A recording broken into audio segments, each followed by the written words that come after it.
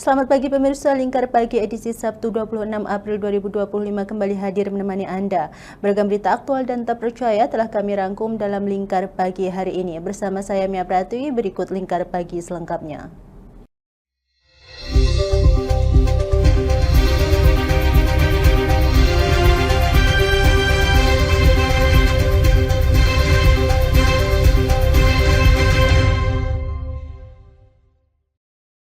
Mengawali berita pertama pemirsa, kecelakaan beruntun terjadi di Jalan Lingkar Kaliwungu, Kabupaten Kendal, Jawa Tengah, antara Tyler dan tronton. Kecelakaan ini mengakibatkan satu orang sopir meninggal dunia di lokasi kejadian setelah terjepit badan truk.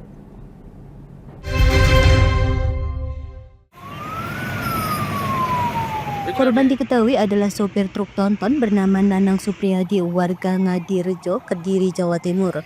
Peristiwa tragis ini bermula ketika truk tronton dengan nomor polisi B9487 UEU yang dikemudikan Nanang melaju dari arah barat dengan kecepatan sedang. Diduga kurang konsentrasi, truk tersebut menabrak bagian belakang Tyler B9345 PEI yang sedang berhenti di jalur kanan karena antrian kendaraan. Benturan keras membuat tronton ringsek parah di bagian depan dan sopir terjepit di balik kemudi. Tak hanya itu, Tyler yang tertabrak terdorong ke depan yang menghantam sebuah dump truck yang berada di depannya. Menurut kernet truk Tyler, dirinya sudah berhenti karena antrian di depan, namun tiba-tiba dari belakang ditabrak keras oleh tronton tanpa sempat mengerem. Pak, macet. Macet. Oh, depan lagi antri berarti? Ya, macet. Terus? Parkir di sini. Macet. Oh, mandek ya. Ini nerobos aja, Pak. Berarti gak ngerem berarti? Gak ngerem ini. Gak ngerem? Ya. Ini apa? Konter. Oh, kencang ya, langsung nabrak aja gitu ya? Iya, Pak. Terus itu nabrak dan truk. Oh, berarti kesurung? Iya, kesurung. Kesurung nabrak depannya? Iya, Pak. Evakuasi korban sempat mengalami kendala karena posisi tubuh korban yang terjepit parah di dalam kabin truk. Petugas dari Satlantas Polres Kendal dibantu tim medis PSG 119 baru berhasil mengeluarkan jasad korban dan jenazah langsung dibawa ke RSUD Suwondo, Kendal untuk penanganan lebih lanjut. Kecelakaan ini menyebabkan arus lalu lintas di Jalan Lingkar Kaliwungu sempat tersendat hingga beberapa jam. Antrian panjang kendaraan tak terhindarkan hingga proses evakuasi truk dan pembersihan lokasi selesai dilakukan. Hingga saat ini pihak kepolisian masih menyelidiki penyebab pasti kecelakaan dengan memeriksa saksi di lokasi serta mempelajari rekaman CCTV yang berada di sekitar titik kejadian. Dari Kendal, Jawa Tengah, Wahyudi, Lingkar TV melaporkan. Beralih ke berita selanjutnya pemirsa, pengakuan dari tersangka penipuan uang yang menjanjikan pekerjaan di PDAM Tirta Bening Pati menyorot nama Direktur Bambang Sumantri. Sementara itu saat dikonfirmasi, Direktur PDAM Pati menegaskan tak pernah menerima berkas surat lamaran pekerjaan dari korban yang dijanjikan tersangka.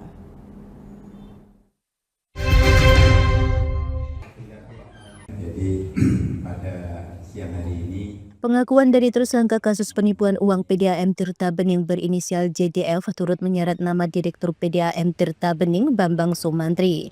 Dalam keterangannya, JDF menerima uang sebesar 100 juta rupiah dari para korban dan membagi uang itu dengan nominal 60 juta rupiah kepada direktur dan sisanya untuk dirinya pribadi. Menanggapi hal itu, Direktur PDAM Tirta Bening Bambang Sumantri mengatakan tak pernah menerima aliran dana tersebut. Dirinya mengaku telah memenuhi panggilan sebagai saksi di Polresta Pati untuk dimintai keterangan. Dirinya menegaskan tidak pernah menerima surat lamaran dari para korban yang dijanjikan untuk dapat masuk dan bekerja di PDAM Tirta Bening. Ia menyebut siapapun boleh melamar pekerjaan di perusahaan daerah tersebut. Tidak benar. Jadi kebanyakan di sini tidak menggunakan uang.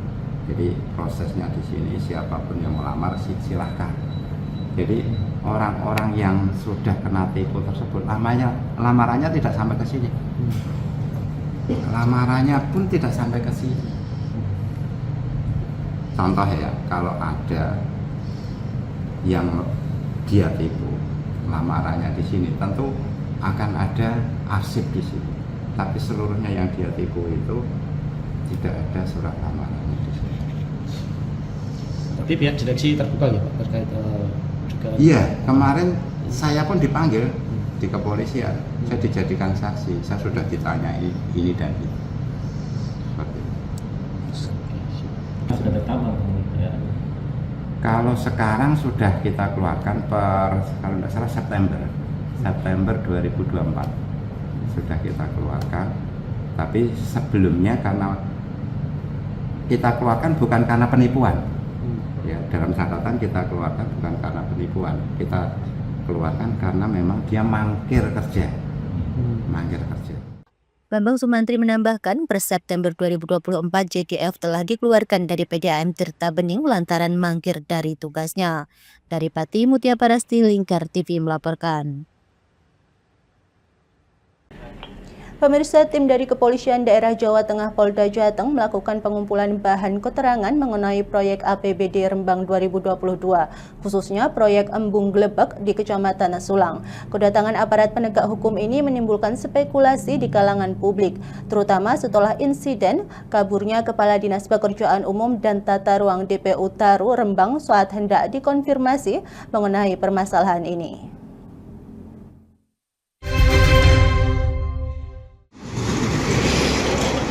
Sandra isu di publik terkait Polda Jateng mendatangi kantor Dinas Pekerjaan Umum dan Penataan Ruang DPU Taru Kabupaten Rembang untuk mengumpulkan bahan keterangan terkait kegiatan APBD 2022 pada proyek Embung Glebek di Kecamatan Sulang. KBU Satreskrim Polres Rembang, Ibda Widodo Eko Prasetyo saat dihubungi melalui ponselnya membenarkan jika kedatangan Polda Jateng di Rembang terkait kasus proyek Embung Glebek. Namun dirinya menegaskan bahwa penanganan kasus tersebut sebetulnya berada di bawah wewenang Polda Jateng. Sementara itu saat dimintai konfirmasi langsung oleh media, Kepala Dinas DPU Taru Mariosa memilih menghindar dan pergi melalui pintu belakang kantornya. Kejadian ini menambah kecurigaan publik terhadap transparansi proyek-proyek yang dibiayai APBD. Tak sampai di situ, salah satu staf DPU Taru menyebutkan bahwa kepala dinas tersebut dipanggil mendadak oleh Sekda, namun saat wartawan kembali mendatangi kantornya, Mariosa tidak ada di tempat. Hingga kini, Polda Jateng belum memberikan keterangan lebih lanjut terkait tersangka dan terkait pengumpulan bahan keterangan di kantor DPU Taru. Terpisah saat dikonfirmasi melalui telepon, Kabid Humas Polda Jateng Kombes Pol Artanto menyatakan akan mencari informasi terlebih dahulu. Dari Rembang, Vicky Rio, Lingkar TV melaporkan.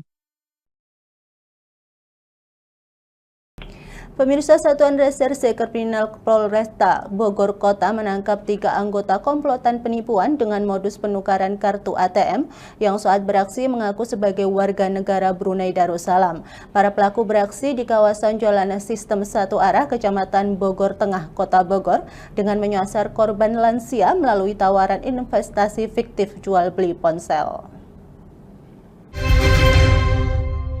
Satuan Reserse Kriminal Polresta Bogor Kota menangkap 3 anggota komplotan penipuan bermodus penukaran kartu ATM yang beraksi dengan mengaku sebagai warga negara Brunei Darussalam. Para pelaku beraksi di kawasan Jalan Sistem Satu Arah SSA Bogor Tengah, Kota Bogor, dengan menyasar korban lansia melalui tawaran investasi fiktif jual beli ponsel. Kasat Reskrim Polresta Bogor Kota AKP Aji Rizaldi Nugroho dalam konferensi pers pada Kamis 24 April mengatakan, 3 pelaku yang diamankan berinisial DJ, DR, dan AP. Sementara 1 pelaku lainnya berinisial AS masih dalam pencarian. Aji mengatakan, para tersangka menyusun skenario seolah-olah menjadi warga asing yang hendak membeli telepon seluler dalam jumlah besar. Mereka mencari korban yang tampak lanjut usia dan bukan warga lokal agar lebih mudah diperdaya. Agar lebih meyakinkan, Aji menjelaskan para pelaku mengajak korban ke mesin ATM guna menunjukkan bukti transaksi. Di lokasi tersebut, pelaku mengintip PIN dan saldo ATM korban. Saat korban lengah, kartu ATM dan KTP diminta dengan dalih verifikasi. Lalu, ditukar dengan kartu palsu. Pura-pura sebagai orang umum. Jadi untuk kejadian ini dilaporkan oleh korban di hari Rabu tanggal 15 April 2005 sekitar pukul 7 di ATM bank, salah satu bank di daerah Bogor Kota.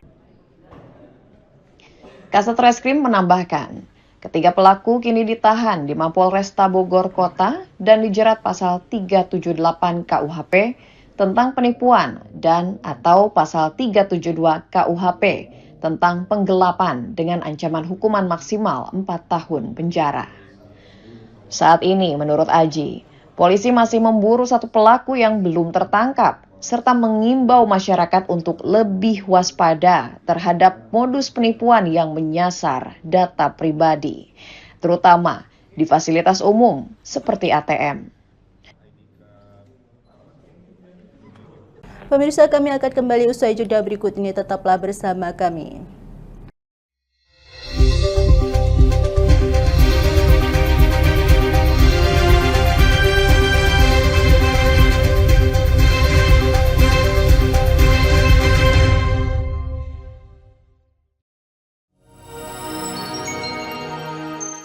Selain si retinol ini, kalau gitu ngomongin retinol, apa sih dok sebenarnya retinol itu? Bagus sih Jadi programnya. yang saat ini ya kayaknya sudah beberapa tahun yang Wah, lalu. boleh banget nih ditonton setiap hari. Meanwhile,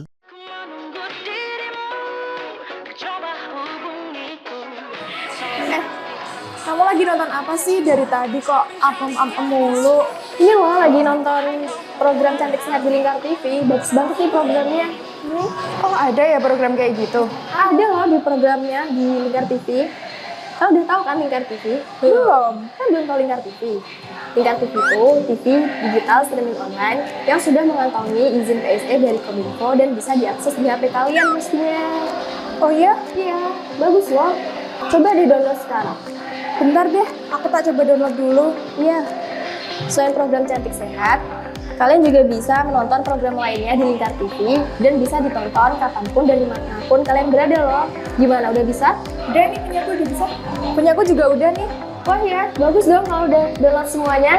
Tunggu apa lagi? Sekarang giliran kamu Download aplikasi Lingkar TV di Play Store.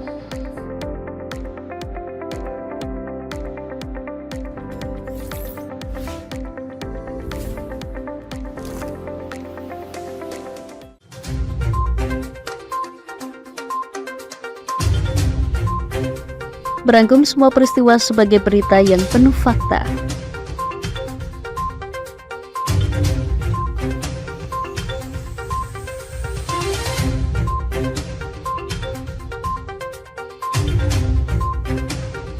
Saksikan Jateng hari ini setiap Senin hingga Sabtu hanya di Lingkar TV.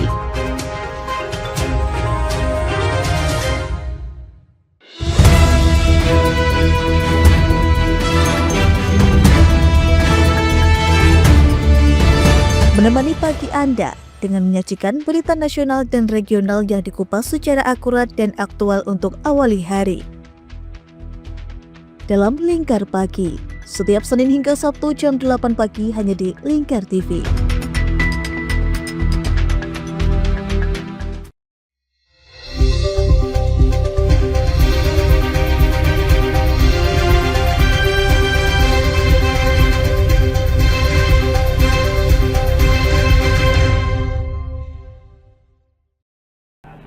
Terima kasih pemirsa, dan masih bersama kami pemirsa. Bukit Galian C di Kelurahan Rawasari, Tembalang, Kota Semarang yang berbatasan langsung dengan Meranggen, Demak longsor. Satu orang dilaporkan tewas akibat tertimbun longsoran bukit yang dikenal dengan nama Brown Canyon tersebut. Menanggapi permasalahan tersebut, Kepala Energi dan Sumber Daya Mineral ESDM Jawa Tengah mengaku masih menunggu hasil penyelidikan dari pihak kepolisian.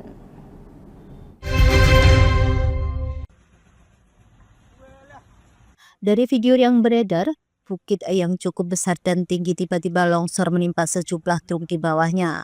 Besarnya longsoran membuat truk tampak terseret dan ringsek. Insiden tersebut terjadi pada Jumat 18 April minggu lalu. Kepala Energi dan Sumber Daya Mineral ESDM Jawa Tengah, Budyo Darmawan mengatakan masih mencari tahu siapa yang melakukan aktivitas tersebut secara administratif, legal, formal, dan ilegal. Pihaknya juga bersama Kepolisian Kota Semarang dan Kepolisian Demak sudah melakukan pengecekan awal dalam upaya pengamanan terkait Bukit Galian C yang terletak di perbatasan antar dua wilayah. Proses investigasi tersebut meliputi penentuan lokasi wilayah kejadian hingga siapa yang bertanggung jawab atas kejadian itu. Saat ini, ESDM Jateng belum bisa memberikan klarifikasi lebih jauh mengenai penambangan tersebut dan masih menunggu hasil penyelidikan oleh pihak kepolisian agar informasi yang disampaikan tidak simpang siur dan mengambang. Jadi gini, kemarin ada kejadian longsoran ada kegiatan tambang di sana, dan kemudian atas dasar laporan tersebut, berita informasi tersebut dilakukan pengecekan karena di sana itu kan kita tidak tahu itu daerah perbatasan loh ya. Yeah. Itu sebenarnya siapa?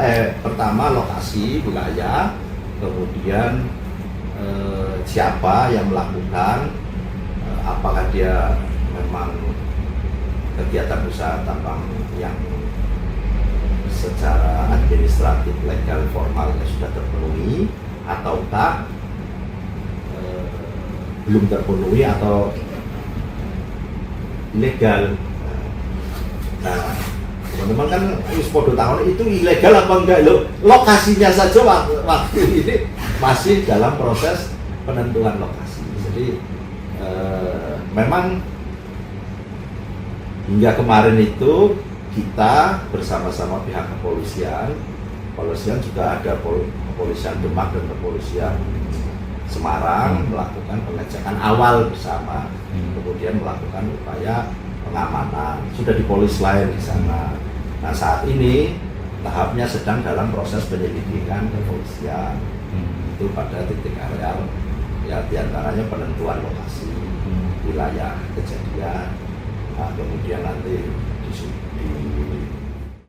Dari Kota Semarang, Rizky Sahrul, Lingkar TV melaporkan.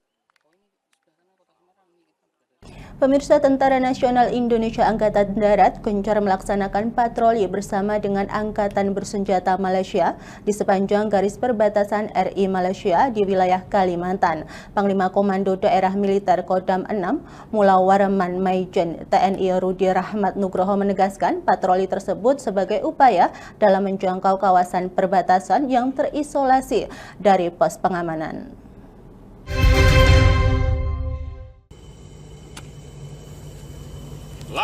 Satuan Tentara Nasional Indonesia Angkatan Darat TNI AD secara intensif melaksanakan patroli pengamanan perbatasan negara di garis perbatasan RI Malaysia, wilayah Kalimantan. Di bawah Komando Daerah Militer Kodam 6 Mulawarman, prajurit TNI AD melakukan pemantauan kawasan perbatasan dengan patroli bersama Angkatan Bersenjata Malaysia. Panglima Kodam 6 Mulawarman, Maijen TNI Rudi Rahmat Nugroho di Balikpapan Jumat 25 April mengatakan, patroli bersama tersebut dilakukan secara berkala untuk memonitor tata letak patok perbatasan, terutama yang berada di area terisolir dari pos pengamanan. Patroli itu mengidentifikasi sebanyak 1.400 patok sepanjang garis perbatasan Provinsi Kalimantan Utara dan Kalimantan Timur dengan negara bagian Sabah dan Sarawak, Malaysia. Ada beberapa wilayah yang sulit untuk ditempatkan secara fisikly oleh para personil kita, juga kita mengandalkan beberapa teknologi seperti ada drone, kemudian teknologi-teknologi lainnya yang kita kembangkan. Termasuk juga ada patroli udara. Jadi antara interoperabilitas antar matra juga di sana ada. Jadi kita kembangkan semua kekuatan untuk menjaga kedaulatan di perbatasan. Kodam 6 Mulawarman berkomitmen untuk mengoptimalkan pengamanan perbatasan dengan merehabilitasi patok yang rusak atau sudah tidak teridentifikasi. Satgas Pengamanan Perbatasan juga melakukan penyisiran secara rutin guna mengamankan kawasan perbatasan dari tindak kriminal ataupun penyelundupan barang terlarang.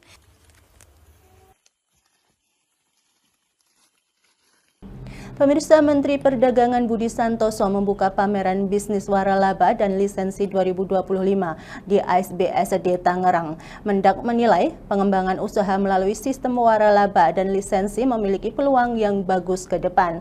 Terlebih hanya memerlukan modal, maka praktek usaha sudah bisa dilakukan.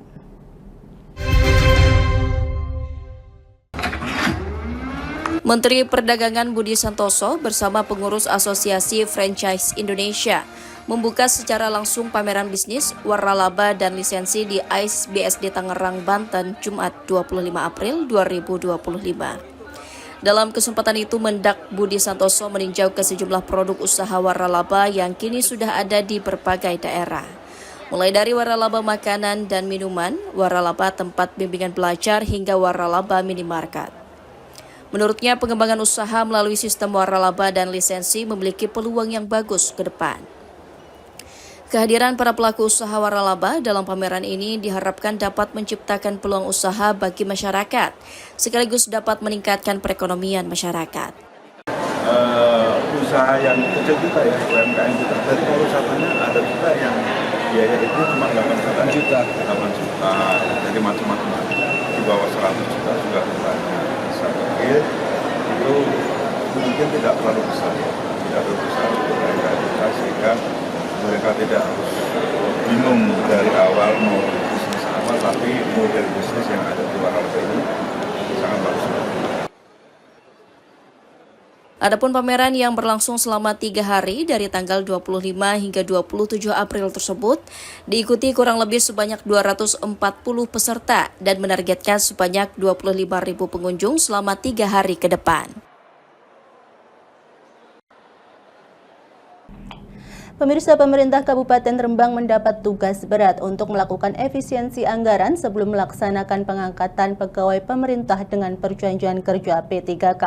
Langkah ini diambil setelah Bupati Rembang Harno dan Wakil Bupati Muhammad Hanis Kolil Baro melakukan audiensi dengan Kementerian Pendayagunaan Aparatur Negara dan Reformasi Birokrasi Kemenpan RB di Jakarta pada 22 April kemarin.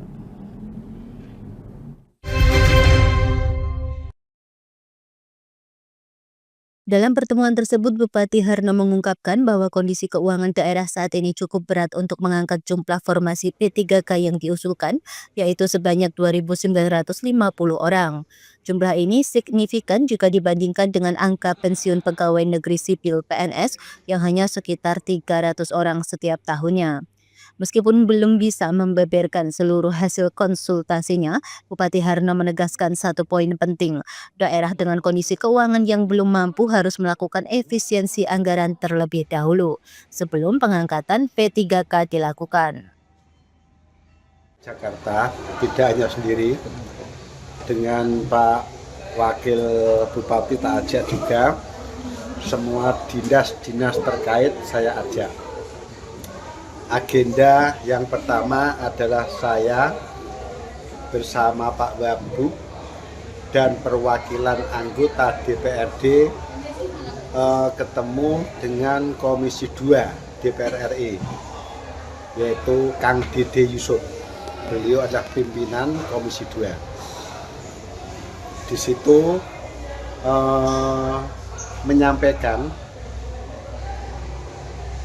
lahirnya P3, mulai lahirnya P3 memakai dasar ini bla bla nya sepaham kabeh sampai terakhir yang mana sing tinggi bayar terus ya, dari mulai lahirnya berdasarkan undang-undang nomor sekian bla bla bla sampai terakhir. Maka saran Bang Dede Yusuf, apabila ada daerah yang keuangannya tidak mencukupi atau tidak mampu, disarankan untuk bersurat kepada 1. Menteri Menpan RB, 2. Menteri Dalam Negeri, tembusannya Komisi 2. Itu yang oleh-oleh dari Komisi 2. Dalam agenda kunjungan ke Jakarta kemarin, Harno juga bertemu dengan Komisi 2 DPR RI. Dirinya menerima saran untuk bersurat kepada Menteri Pan RB dan Menteri Dalam Negeri jika keuangan daerah tidak mencukupi, dengan tembusan Kepala Komisi 2 DPR RI. Saran itu disampaikan oleh anggota Komisi 2 Dede Yusuf sebagai langkah untuk mencari solusi terbaik bagi daerah. Dari Rembang, Fikiryo Lingkar TV melaporkan. Pemirsa, kami akan kembali usai jeda berikut ini, tetaplah bersama kami.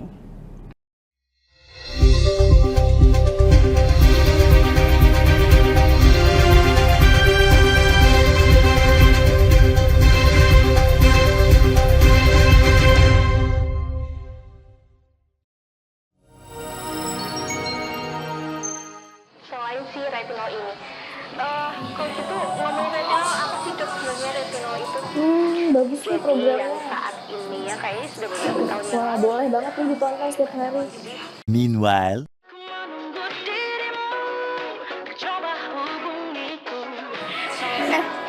Kamu lagi nonton apa sih dari tadi kok apem-apem mulu? Ini loh lagi nonton program Cantik Sehat di Lingkar TV. Bagus banget nih programnya. Oh, ada ya program kayak gitu? Ada loh di programnya di Lingkar TV. Kau udah tahu kan Lingkar TV? Belum. Kan belum tahu Lingkar TV. Lingkar TV itu TV digital streaming online yang sudah mengantongi izin PSE dari Kominfo dan bisa diakses di HP kalian mestinya. Oh iya? Iya, bagus loh. Coba di-download sekarang. Bentar deh, aku tak coba download dulu. Iya. Selain program Cantik Sehat, kalian juga bisa menonton program lainnya di Lingkar TV dan bisa ditonton kapanpun dan dimanapun kalian berada loh. Gimana, udah bisa? Udah nih, punyaku udah bisa. Punyaku juga udah nih. Wah ya, bagus dong kalau udah download semuanya. Tunggu apa lagi? Sekarang giliran kamu download aplikasi Lingkar TV di Play Store.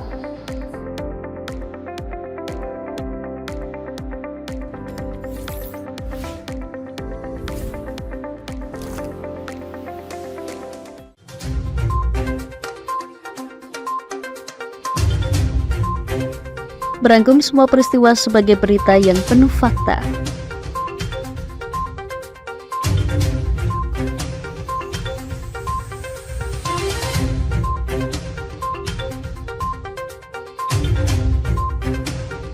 Saksikan Jateng hari ini setiap Senin hingga Sabtu hanya di Lingkar TV.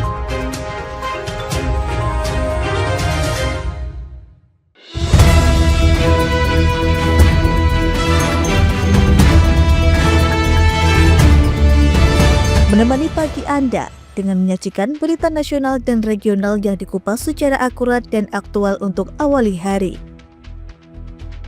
Dalam Lingkar Pagi, setiap Senin hingga Sabtu jam 8 pagi hanya di Lingkar TV.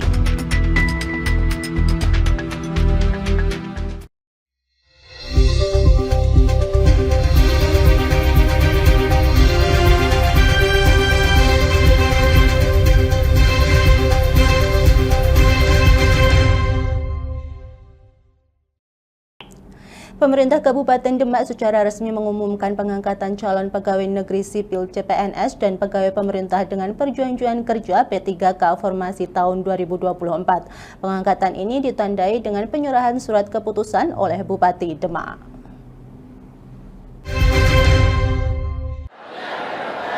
Atau bentuk lainnya.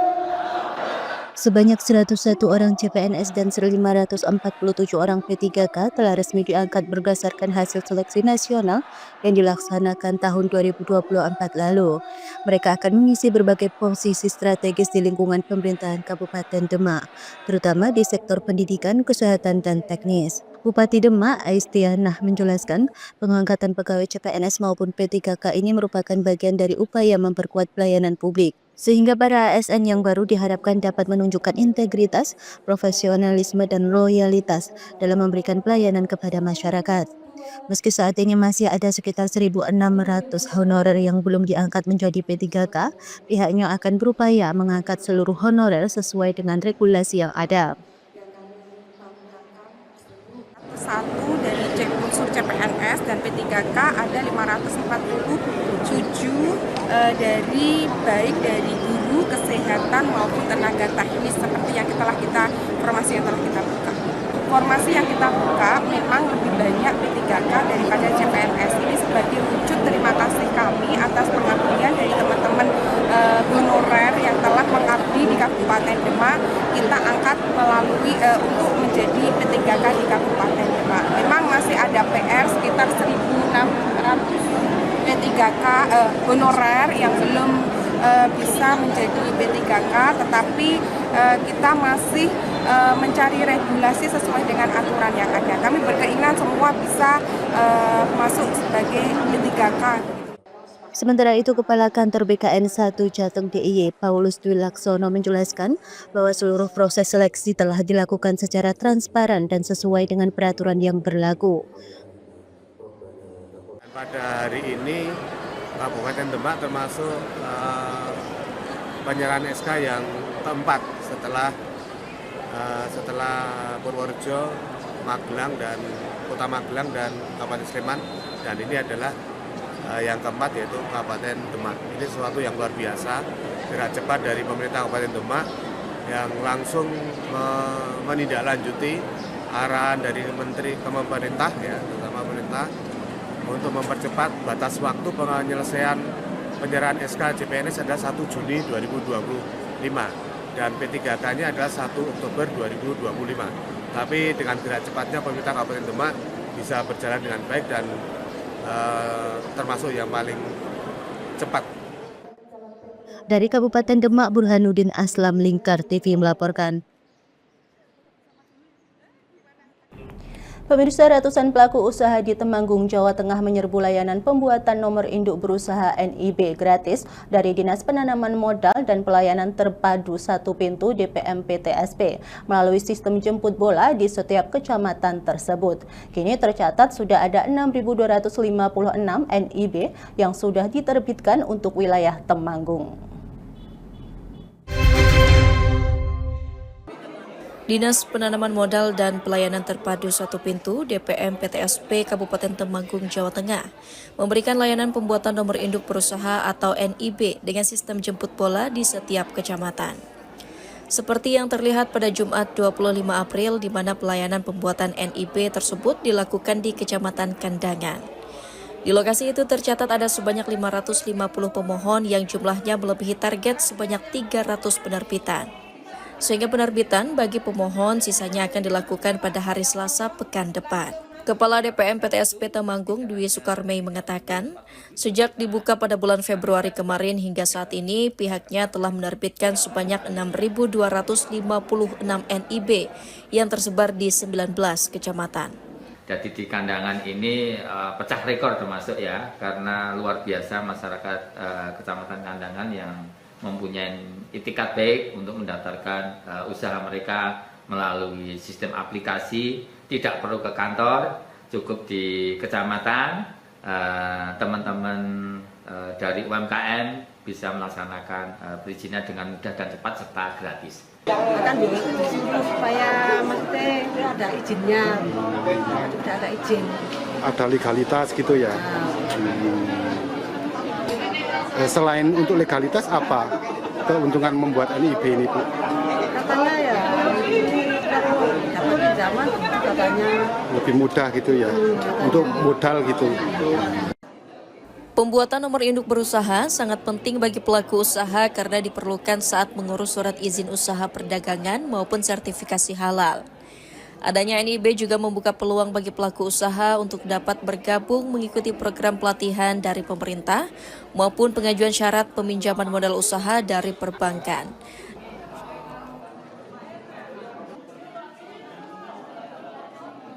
Pemirsa, Kantor Kecamatan Gunung Pati, Kota Semarang berinovasi dalam pengelolaan sampah plastik menjadi bahan bakar minyak.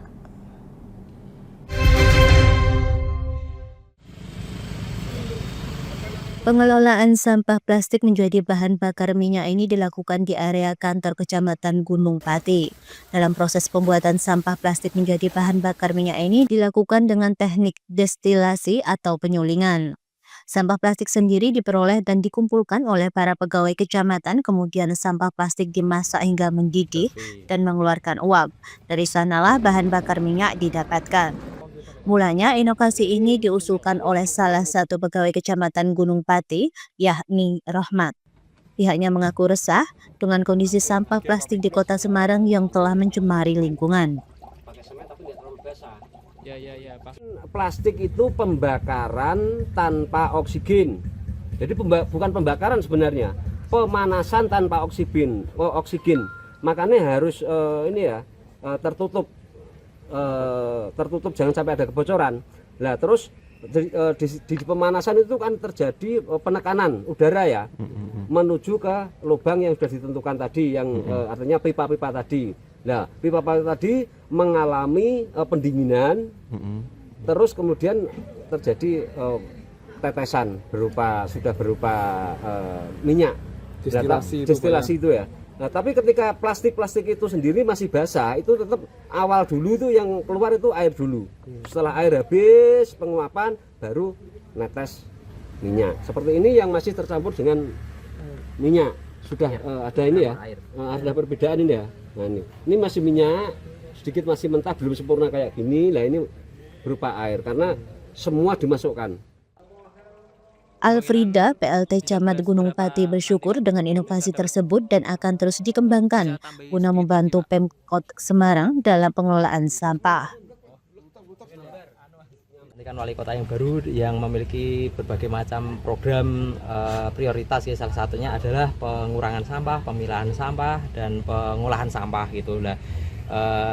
Dengan pokoknya fokusnya sampah. Nah, kami juga ngobrol-ngobrol gimana caranya biar di Gunung Pati ini juga bisa seperti itu, mengurangi sampah ataupun pilah sampah ataupun pengolahan sampah. Nah, dulu gitu saya sampah plastiknya dari teman-teman ASN non ASN kecamatan dan kelurahan sekecamatan Gunung Pati. Saya minta pada saat apel hari Senin itu membawa sampah plastik seperti itu dari rumah masing-masing gitu. Non saya belum ditimbang berapa kilo jadi berapa liter gitu. Non saya belum ditimbang, belum uji lab juga belum seperti itu. Kedepannya gimana Pak? Harapannya Pak ke depan Pak? Ada rencana diterapkan di kelurahan-kelurahan nggak Pak? Ya, kemarin juga sudah ada tawaran agar mengajukan dana CSR dari Bapeda, nanti akan mencarikan dana CSR. Nah, itu salah satunya itu kami mengusulkan alat atau mesin penyulingan sampah plastik ini untuk dibagi rata ke semua kelurahan sekecamatan Gunung Pati agar semua. Inovasi pengelolaan sampah plastik menjadi bahan bakar minyak diharapkan menjadi solusi dalam pembaharuan energi. Dari Kota Semarang, Sahril Muaz, Lingkar TV melaporkan. Pemirsa, hubungan Indonesia dan Arab Saudi terus menunjukkan perkembangan positif dan semakin erat, utamanya dalam bidang keagamaan. Menteri Agama Nasaruddin Umar mengatakan Indonesia mendapat perhatian khusus dari pemerintah Arab Saudi, salah satunya terkait pelaksanaan ibadah haji. Hubungan bilateral antara Indonesia dan Arab Saudi terus menunjukkan perkembangan positif, khususnya dalam bidang keagamaan. Menteri Agama Nasaruddin Umar usai membuka pameran kebudayaan di Masjid Istiqlal, Jakarta, Kamis 24 April, mengatakan Indonesia mendapatkan perhatian khusus dari pemerintah Arab Saudi, terutama dalam penyelenggaraan ibadah haji. Pemerintah Arab Saudi disebut memberikan sejumlah kekhususan kepada Indonesia, termasuk dukungan dari otoritas keimigrasian dan urusan dalam negeri. Ya, hubungan bilateral antara kami dengan Saudi Arabia ini pertanda adanya suatu hal yang sangat baik. Ya, kami merasa sangat diperhatikan secara khusus oleh pemerintah Saudi Arabia, terutama pelaksanaan haji. Kita mendapatkan banyak sekali kekhususan. Kemarin kami didatangi juga oleh tamu Dirjen Imigrasi dengan berbagai macam perhatian yang luar biasa. Saya kira tidak semua negara Islam dikunjungi, kecuali hanya Indonesia. Pada tahun ini, Indonesia mendapatkan kuota haji dari Kerajaan Arab Saudi sebanyak 221.000 jamaah, yang terdiri dari 203.320 jamaah haji reguler dan 17.680 jamaah haji khusus. Adapun jamaah haji kloter pertama akan mulai diberangkatkan pada 2 Mei 2025.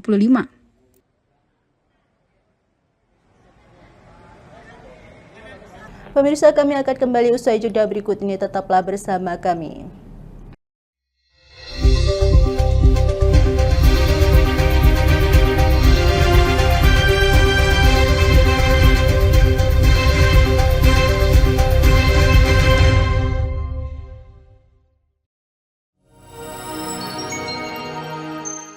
Selain si retinol ini, kalau gitu ngomongin retinol, apa sih dok sebenarnya retinol itu?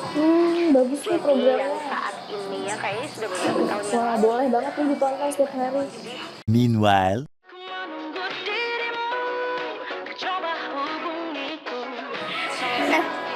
Kamu lagi nonton apa sih dari tadi kok apem-apem mulu? Ini loh lagi nonton program Cantik Sehat di Lingkar TV. Bagus banget nih programnya. Oh ada ya program kayak gitu? Ada loh di programnya di Lingkar TV. Kau udah tahu kan Lingkar TV? Belum. Kan belum tahu Lingkar TV. Lingkar TV itu TV digital streaming online yang sudah mengantongi izin PSE dari Kominfo dan bisa diakses di HP kalian mestinya. Oh iya? Iya, bagus loh. Coba di-download sekarang. Bentar deh, aku tak coba download dulu. Iya. Selain program Cantik Sehat, kalian juga bisa menonton program lainnya di Lingkar TV dan bisa ditonton kapanpun dan dimanapun kalian berada loh. Gimana, udah bisa? Udah nih, punyaku udah bisa. Punyaku juga udah nih. Wah ya, bagus dong kalau udah download semuanya. Tunggu apa lagi? Sekarang giliran kamu download aplikasi Lingkar TV di Play Store.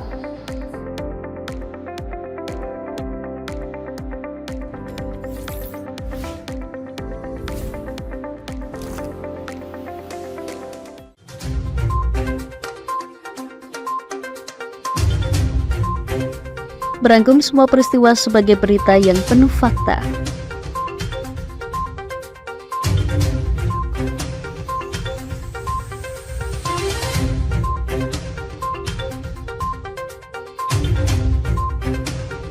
Saksikan Jateng hari ini setiap Senin hingga Sabtu hanya di Lingkar TV.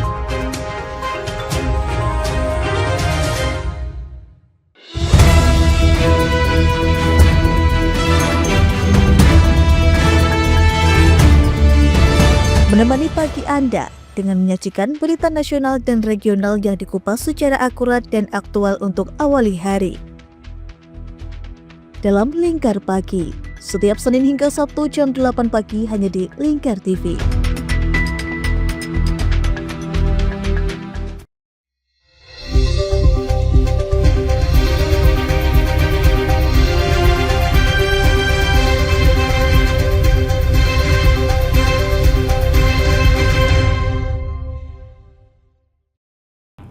Pemirsa, pameran kebudayaan dan keagamaan bertajuk Pameran Jembatan Persaudaraan Indonesia Saudi digelar di Masjid Istiqlal, Jakarta. Menteri Agama Nasaruddin Umar mengatakan pameran tersebut adalah yang pertama dilakukan sejak Indonesia merdeka.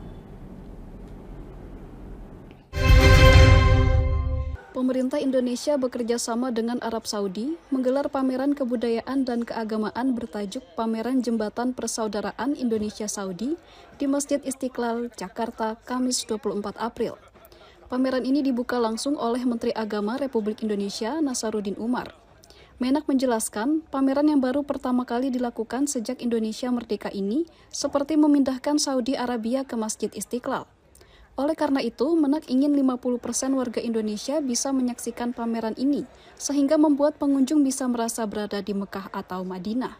Ini pertama kali dalam sejarah Indonesia, kita seperti memindahkan Saudi Arabia ke Masjid Istiqlal. Jadi sepertinya kita berada di Madinah, dan sepertinya juga kita berada di Mekah.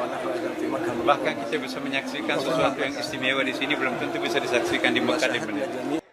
Kegiatan itu digelar juga bukan hanya untuk menampilkan khazanah kebudayaan Islam dan Arab Saudi, tapi juga memperkuat posisi Indonesia sebagai mitra strategis dalam membangun diplomasi lintas budaya.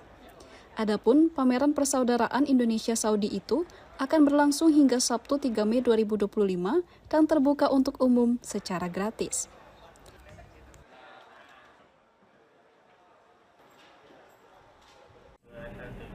Pemirsa, ribuan anak usia dini di Kabupaten Kendal hari ini mengikuti gebiar manasik haji.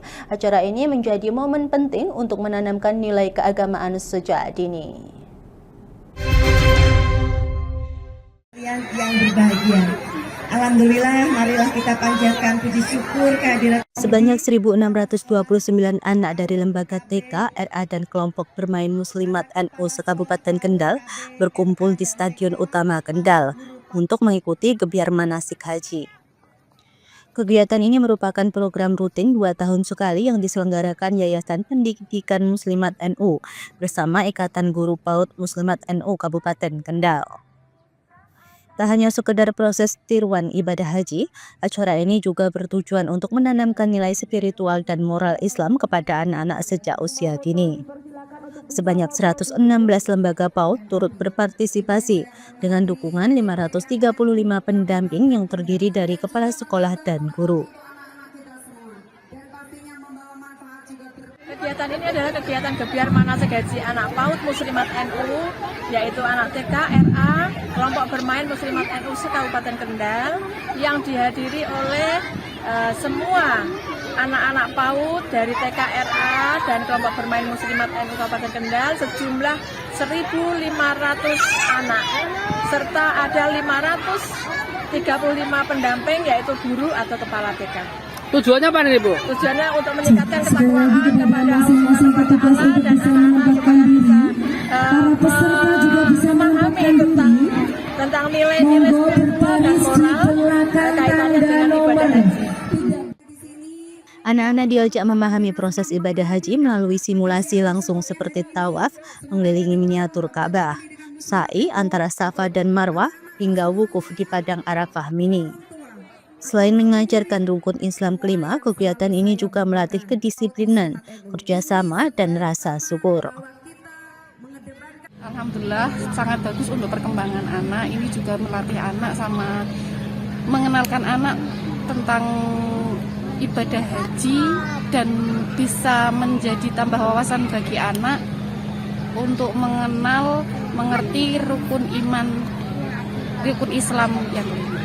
Ini ada berapa anak yang? 10 anak.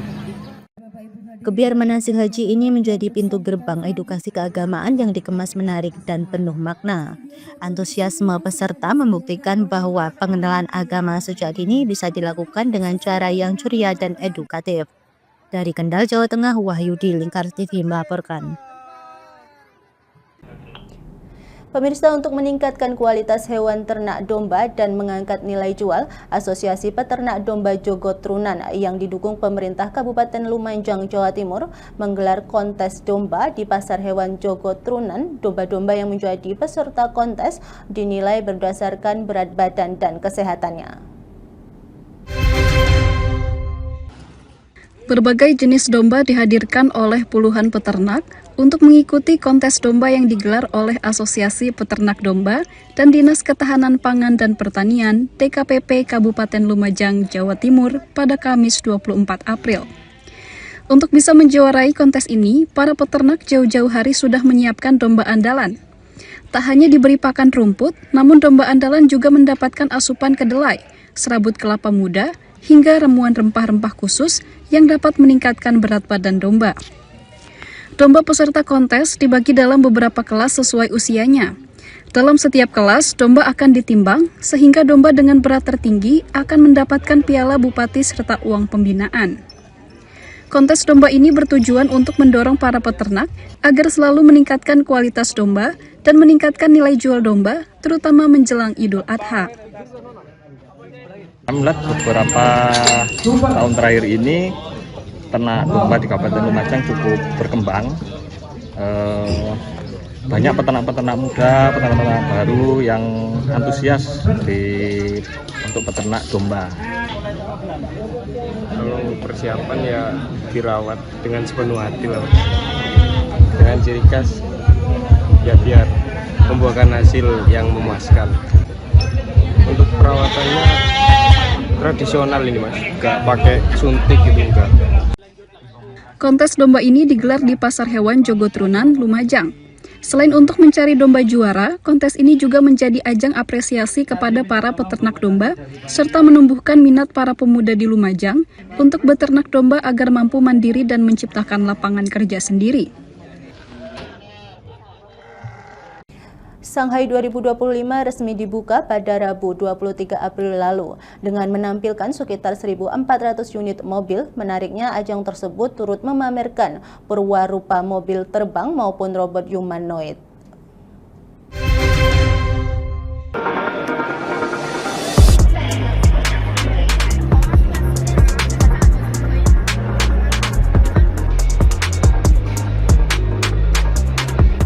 Pameran Otomotif Internasional Shanghai atau biasa disebut Auto Shanghai 2025 resmi dibuka pada Rabu 23 April 2025 di National Exhibition and Convention Center Shanghai, China. Pameran tersebut menghadirkan 1.400 unit mobil dari hampir 1.000 perusahaan asal China dan 26 negara lain di bidang otomotif, termasuk merek-merek besar seperti BYD,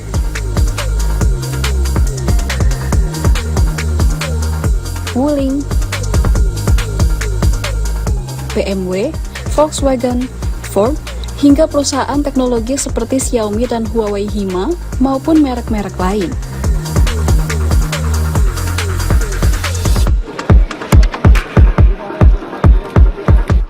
Pameran yang berlangsung hingga 2 Mei 2025 tersebut tidak hanya menampilkan mobil berteknologi terkini seperti mobil listrik, tapi juga memamerkan robot binatang hingga robot humanoid yang dirancang meniru tubuh manusia dan dapat melakukan berbagai fungsi.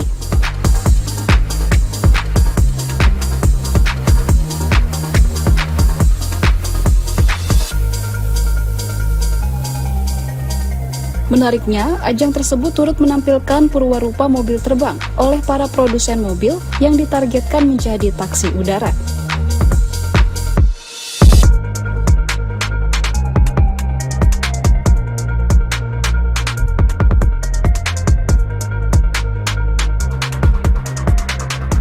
Momen lain yang meramaikan salah satu pameran mobil terbesar di Cina itu adalah kehadiran para live streamer untuk melakukan siaran langsung melalui media sosial untuk mempromosikan bahkan menjual langsung mobil-mobil keluaran terbaru tersebut kepada para follower.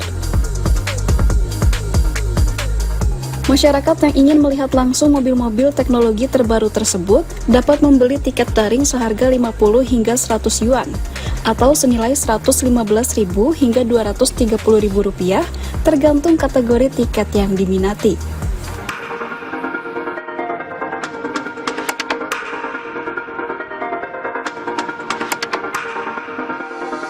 Pemirsa, Lingkar Pagi berakhir sampai di sini. Jangan lupa saksikan Lingkar Siang pada pukul 13 waktu Indonesia Barat. Saya Mia Pratiwi, makli kerabat kerja yang bertugas pamit undur diri dari hadapan Anda. Selamat pagi dan selamat beraktivitas.